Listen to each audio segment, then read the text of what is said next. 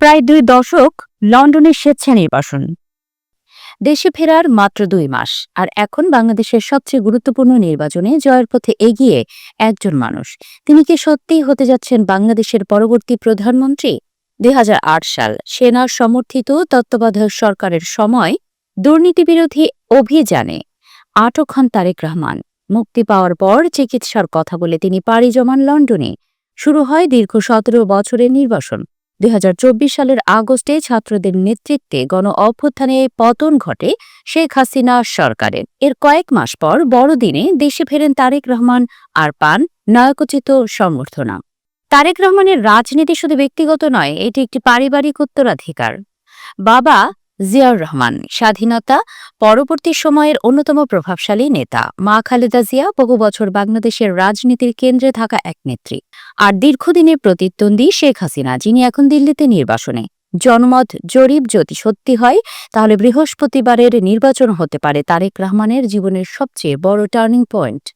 ৭ বছর বয়সে তিনি দাঁড়িয়ে আছেন দেশের নেতৃত্বের দ্বারগোড়ায়। তারেক রহমান বলেছেন, তিনি পররাষ্ট্র নীতি নতুনভাবে সাজাতে চান। তার লক্ষ্য বিনিয়োগ আনা, কিন্তু কোনো একটি শক্তির ওপর অতিরিক্ত নির্ভর না করা। অর্থনীতিতে তিনি চান পোশাক খাতের ওপর নির্ভরতা কমাতে, খেলনা, চামড়াজাত পণ্যসহ নতুন শিল্প গড়ে তুলতে।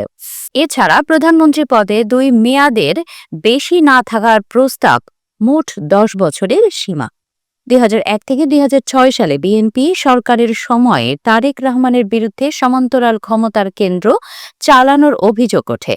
শেখ হাসিনার আমলে একাধিক দুর্নীতির মামলায় তাকে দোষী সাব্যস্ত করা হয় অনুপস্থিতিতেই।